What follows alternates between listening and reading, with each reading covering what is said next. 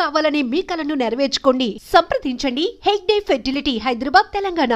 లోక్సభ నియోజకవర్గాల పునర్విభజన దశగా కేంద్ర ప్రభుత్వం చేస్తున్న ప్రయత్నాలు, అనుసరించబోయే విధానాలు, విధి విధానాలు, రాష్ట్ర ప్రభుత్వాలతో పారదర్శకమైన సంప్రదింపులు లేకుండా జరుగుతున్న కసరత్తుపై ఈ సభ తీవ్ర ఆందోళన వ్యక్తం చేస్తుంది. అన్ని రాష్ట్ర ప్రభుత్వాలు, అన్ని రాజకీయ పార్టీలు, భాగస్వామ్య పక్షాలతో విస్తృతమైన సంప్రదింపుల తర్వాత పునర్విభజన కసరత్తును పారదర్శకంగా చేపట్టాలని ఈ సభ కోరుతుంది. కేంద్ర ప్రభుత్వం నిర్దేశించిన లక్ష్యాలకు అనుగుణంగా జనాభా నియంత్రణ కార్యక్రమాన్ని సమర్థవంతంగా అమలు చేసిన రాష్ట్రాలకు పునర్విభజన శాపంగా మారకూడదు. జాతీయ జనాభా స్థిరీకరణ ఉద్దేశంతో చేపట్టిన 42, 84 మరియు 87వ రాజ్యాంగ సవరణల లక్ష్యాలు ఇంకా నెరవేరలేదని చెప్పుకోవాలి.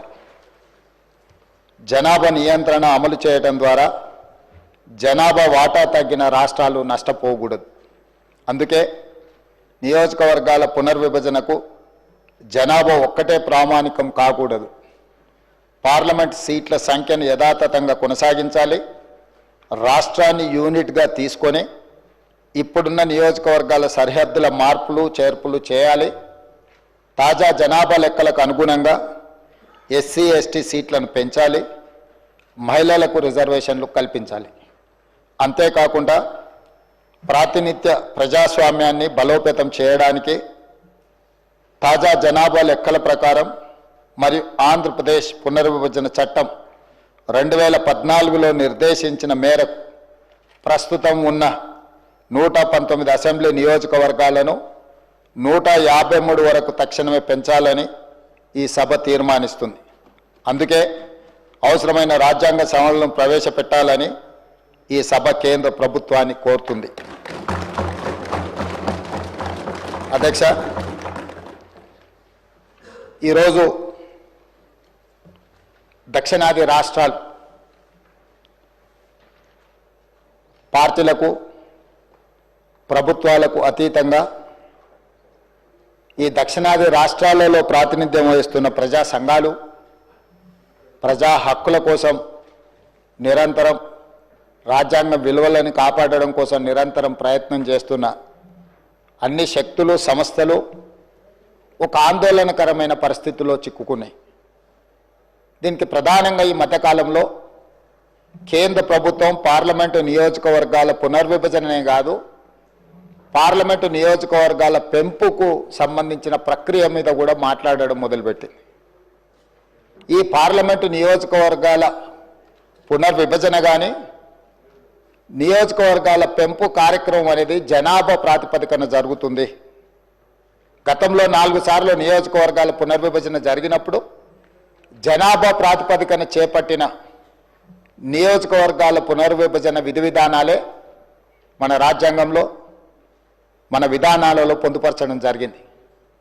అయితే 1971 జనాభా తర్వాత నియోజకవర్గాల పునర్విభజన అంశం ప్రతిపాదనకు వచ్చినప్పుడు ఆనాటి ప్రధానమంత్రి శ్రీమతి ఇందిరాగాంధీ గారు జనాభా ప్రాతిపదికన నియోజకవర్గాల పునర్విభజన జరిగితే రాష్ట్రాల మధ్యలో అంతరం పెరుగుతుంది, రాష్ట్రాల మధ్యలో సుహృద్భావమైన వాతావరణం చెడిపోతుందన్న ఆలోచనతోనే రాజ్యాంగాన్ని సవరించడం ద్వారా 25 సంవత్సరాలు వివిధ రాష్ట్రాలలో ఉన్న నెంబర్ ప్రకారమే నియోజకవర్గాల పునర్విభజన చేయాలని ఆనాడు చట్టాన్ని సవరించారు.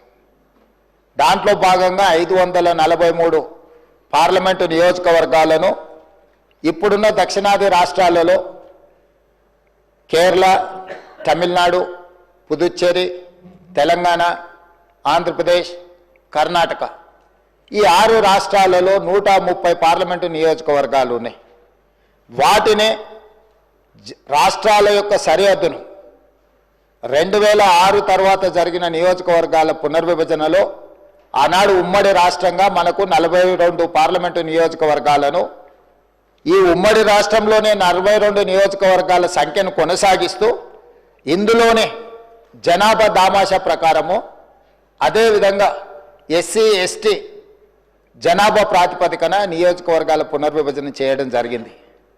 కాబట్టి 2009 ఎన్నికల్లో ఈ దేశంలో జరిగిన పార్లమెంట్ ఎన్నికల్లో 543 ప్రకారమే పార్లమెంట్ ఎన్నికల్లో నిర్వహించుకోవడం జరిగింది. ఆ 42 పార్లమెంటు నియోజకవర్గాలలో ఆంధ్రప్రదేశ్ పునర్విభజన చట్టం ప్రకారం కొత్తగా ఏర్పడ్డ తెలంగాణ రాష్ట్రానికి 17 పార్లమెంటు నియోజకవర్గాలు, ఆంధ్రప్రదేశ్ రాష్ట్రానికి 25 పార్లమెంట్ నియోజకవర్గాలను కేటాయించడం జరిగింది. ఇప్పుడు మళ్ళీ నియోజకవర్గాల పునర్విభజన చర్చ జరిగినప్పుడు ఒక రకమైన గంభీరమైన వాతావరణంతో పాటు గందరగోళ పరిస్థితులు నెలకొంటున్నాయి. దీనికి సంబంధించి దక్షిణాది రాష్ట్రాలు ఆందోళన నేపథ్యంలో తమిళనాడు రాష్ట్ర ప్రభుత్వం, తమిళనాడు ముఖ్యమంత్రి స్టాలిన్ గారు దక్షిణాది రాష్ట్రాలకు సంబంధించిన అన్ని రాజకీయ పార్టీలతో, ప్రజాప్రతినిధులతో ఒక సమావేశాన్ని ఏర్పాటు చేసి ఆ సమావేశంలో దక్షిణాది రాష్ట్రాల అందరం కూడా కలిసి ఈ ప్రాంతానికి నష్టం జరగొద్దు, ఈ ప్రాంతానికి నష్టం జరిగే కార్యక్రమాలను కేంద్ర ప్రభుత్వం ఒకవేళ చేపట్టాలనే ప్రయత్నం చేస్తే వాటిని ఖచ్చితంగా మనం ఎదుర్కోవాలి. అదేవిధంగా రాబోయే 25 సంవత్సరాలు 1975 సమయంలో శ్రీమతి ఇందిరాగాంధీ గారు రాజ్యాంగ సవరణ చేయడం ద్వారా పాత పార్లమెంటు నియోజకవర్గాల నెంబర్నే కొనసాగించారు. 2002లో అటల్ బిహారీ వాజ్పేయి గారు కూడా ఆ 25 సంవత్సరాలు పూర్తి చేసుకున్న తర్వాత ఇంకొక 25 సంవత్సరాలకు కూడా పాత విధానాన్ని కొనసాగించే విధంగా 543 పార్లమెంటు నియోజకవర్గాలనే కొనసాగించే విధంగా అటల్ బిహారీ వాజ్పేయి గారు కూడా మళ్ళీ ఒక 25 సంవత్సరాలకు ఆనాడు రాజ్యాంగ సవరణ చేయడం జరిగింది. ఇప్పుడు చట్టంలో 2026 తర్వాత జనాభాను లెక్కించి ఆ జనాభా ప్రాతిపదికన నియోజకవర్గాల పునర్విభజన జరగాలనే అంశాన్ని పొందుపరచడంతో ఈరోజు మళ్ళీ ఈ నియోజకవర్గాల పునర్విభజన చర్చనీయాంశంగా మారింది. అయితే ఈ నేపథ్యంలో ప్రభుత్వానికి, కేంద్ర ప్రభుత్వానికి సంబంధించిన కొంతమంది మంత్రులు అసలు కేంద్ర ప్రభుత్వం నిర్ణయమే తీసుకోలేదు, కేంద్ర ప్రభుత్వం దగ్గర ఎలాంటి ఆలోచన ప్రతిపాదననే లేదు, మీరు ఎందుకు ఆందోళన చెందుతున్నారని ఒక చర్చను లేవనెత్తడం జరుగుతుంది. అధ్యక్ష, తమరి ద్వారా తెలంగాణ రాష్ట్ర ప్రజలకే కాదు కేంద్ర ప్రభుత్వానికి కూడా ఈ సభలో ఒక తీర్మానాన్ని ప్రవేశపెట్టి ఈ సభలో ప్రాతినిధ్యం వహిస్తున్న బీఆర్ఎస్, బీజేపీ, ఎంఐఎం, సిపిఐ పక్షాలను అందరినీ కూడా ఈ తీర్మానానికి సంపూర్ణంగా మద్దతు ఇచ్చి, ఎందుకు అంటే జనాభా ప్రాతిపదికన ఒకవేళ నియోజకవర్గాల పునర్విభజన జరిగితే ఆనాడు 1971 జనాభా లెక్కల తర్వాత కేంద్ర ప్రభుత్వము జనాభా నియంత్రణ కోసం విధి విధానాలను తీసుకురావడం జరిగింది.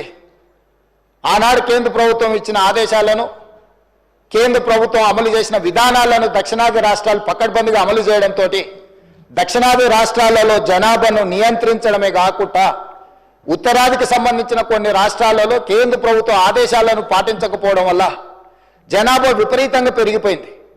ఈరోజు ఉత్తరాది రాష్ట్రాలకు సంబంధించి ప్రధానంగా బీహార్, మధ్యప్రదేశ్, రాజస్థాన్, ఉత్తరప్రదేశ్ లాంటి, ఛత్తీస్గఢ్ లాంటి రాష్ట్రాలలో జనాభా అత్యధికంగా పెరగడంతో ఈ దక్షిణాది రాష్ట్రాలుగా పిలువబడుతున్న కేరళ, తమిళనాడు, ఆంధ్రప్రదేశ్, తెలంగాణ, పుదుచ్చేరి అండ్ కర్ణాటక మనం జనాభా నియంత్రించడం వల్ల జనాభా స్టెబిలైజ్ అయిపోయింది.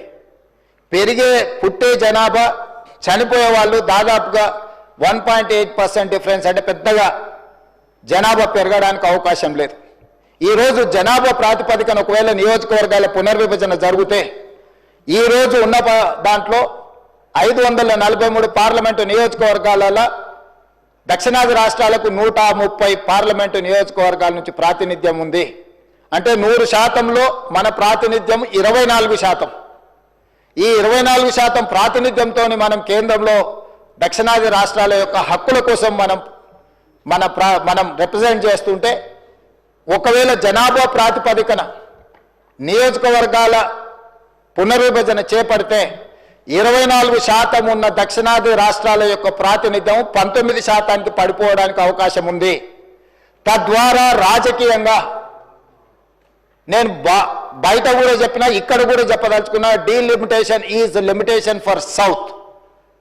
నియోజకవర్గాల పునర్విభజన అనేది రాజకీయంగా దక్షిణాది రాష్ట్రాలను నియంత్రించడానికి కేంద్ర ప్రభుత్వం వినియోగించుకుంటుంది. ఇది ఏమాత్రం మన దక్షిణాది రాష్ట్రాల హక్కులకు, దక్షిణాది రాష్ట్రాలకు మంచిది కాదు, క్షేమం కాదు. అందుకే ఈ సభ రాజకీయాలకు అతీతంగా తెలంగాణ రాష్ట్రంలో కూడా బట్టి విక్రమార్క గారు, అదేవిధంగా జానారెడ్డి గారు, కేశవరావు గారిని పెట్టి అన్ని రాజకీయ పార్టీలతోని సంప్రదింపులు చేపట్టి అన్ని రాజకీయ పార్టీలను కూడా దక్షిణాది రాష్ట్రాల్లో ఉన్న, ముఖ్యంగా తెలంగాణ రాష్ట్రంలో ఉన్న అన్ని రాజకీయ పార్టీలను, ప్రజా సంఘాలను కూడగట్టుకొని తెలంగాణ రాష్ట్రం మొత్తం ఒకే మాట మీద ఉన్నారు, ఒకే బాటలో ఉన్నారు నియోజకవర్గాల పునర్విభజనకు సంబంధించి అని కేంద్ర ప్రభుత్వాన్ని ఒక సందేశాన్ని పంపించాలనే ప్రయత్నం. అందులో భాగంగానే ఈరోజు ఈ సభలో మనం ఈ తీర్మానాన్ని ప్రవేశపెట్టుకున్నాము. ఈ తీర్మానం నేపథ్యంలో ఏదైతే కేంద్ర ప్రభుత్వం కానీ లేకపోతే కొంతమంది వాదనలు ఏవైతే చేపడుతుండ్రో, ఈ వాదనలకు సంబంధించి కొన్ని వివరాలు సభ ద్వారా నేను తెలంగాణ సమాజానికి చెప్పదలుచుకున్నా. 50 సంవత్సరాల క్రితం ఇందిరాగాంధీ గారు గుర్తించి జనాభా ప్రాతిపదికన నియోజకవర్గాల పునర్విభజన దేశ స్థాయిలో జరిగితే ఇది రాష్ట్రాల మధ్య వైషమ్యాలను, రాష్ట్రాల మధ్య తారతమ్యాలను తీసుకురావడానికి అవకాశం ఉంటుంది అని చెప్పి ఆనాడు 50 సంవత్సరాల క్రితమే శ్రీమతి ఇందిరాగాంధీ గారు దూరదృష్టితో గుర్తించి రాజ్యాంగ సవరణ చేశారు. అటల్ బిహారీ వాజ్పేయి గారు కూడా ప్రధానమంత్రిగా బాధ్యత తీసుకున్న తర్వాత వారు కూడా ఈ అంశాన్ని గుర్తించి ఇందిరాగాంధీ గారు చూపించిన బాటలోనే వారు నడిచిండ్రు. కానీ మోడీ గారు వచ్చిన తర్వాత ఆ ఆలోచనలో లేరు. ఈరోజు కేంద్ర మంత్రులు కొంతమంది ఇంతవరకు ప్రభుత్వం చర్చించలేదు, ప్రభుత్వం నిర్ణయం తీసుకోలేదని ఏదైతే వాదిస్తున్నారో ఆ వాదన అర్ధసత్యం అని నేను చెప్పదలుచుకున్నాను అధ్యక్ష. ఈ సందర్భంగా 2-3 అంశాలను ఆంధ్రప్రదేశ్ పునర్విభజన చట్టం 2014 ప్రకారము తెలంగాణ రాష్ట్రంలో ఉన్న 119 శాసనసభ నియోజకవర్గాలు 153 పెంచాలని, ఆంధ్రప్రదేశ్లో ఉన్న 175 శాసనసభ నియోజకవర్గాలను 225 వరకు పెంచాలని చట్టంలో పొందుపరిచి పార్లమెంటులోని చట్టం చేస్తే 11 సంవత్సరాల చట్టాన్ని కేంద్ర ప్రభుత్వం అమలు చేయలేదు. పార్లమెంట్ సభ్యుడిగా నేనే అడిగిన ప్రశ్నకు పార్లమెంట్లో సమాధానం ఇచ్చాను. 2026 తర్వాత జనాభాను లెక్కించినాకనే ఈ నియోజకవర్గాల పునర్విభజన జరుగుతుంది, ఇప్పుడు మా ప్రభుత్వం ముందు ఎలాంటి ప్రతిపాదన లేదు అని చెప్పి కేంద్ర ప్రభుత్వం మనకు తెలంగాణ, ఆంధ్రప్రదేశ్ రాష్ట్రాలకు సమాధానం చెప్పింది. కానీ అదే సందర్భంలో కేంద్ర ప్రభుత్వానికి, కేంద్రంలో ప్రభుత్వాన్ని ఏర్పాటు చేసిన రాజకీయ పార్టీ ప్రయోజనం కోసము జమ్మూ కాశ్మీర్లో నియోజకవర్గాల పునర్విభజన చేపట్టినరు, సిక్కింలో నియోజకవర్గాల పునర్విభజన చేపట్టినరు. ఈ 2 రాష్ట్రాలలో పునర్విభజన చేపట్టడానికి తీసుకున్న ప్రాతిపదిక 2011 జనాభా ప్రాతిపదికన నియోజకవర్గాల పునర్విభజన చేపట్టిన అధ్యక్ష. కేంద్ర ప్రభుత్వం ఒక పక్కన మనకు అందిస్తున్న సమాచారం కానీ లేకపోతే మనకు కల్పిస్తున్న భ్రమలు కానీ వేరు, కానీ కేంద్ర ప్రభుత్వం తీసుకుంటున్న నిర్ణయాలు వేరు.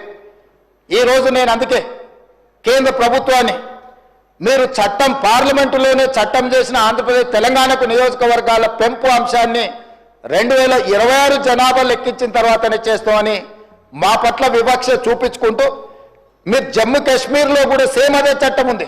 2026 తర్వాతనే జనాభాను లెక్కించిన తర్వాత నియోజకవర్గాల పునర్విభజన జరగాలి శాసనసభలో అంటే దాన్ని పక్కన పెట్టి రాజ్యాంగాన్ని సవరించుకొని 2011 నియోజకవర్గాల 2011 జనాభా ప్రకారం 83 నియోజకవర్గాలుగా ఉన్న అసెంబ్లీని 90 నియోజకవర్గాలుగా పెంచడమే కాకుండా నియోజకవర్గాల పునర్విభజన జమ్మూ కాశ్మీర్ రాష్ట్రంలో అమలు చేసిండ్రు అధ్యక్ష.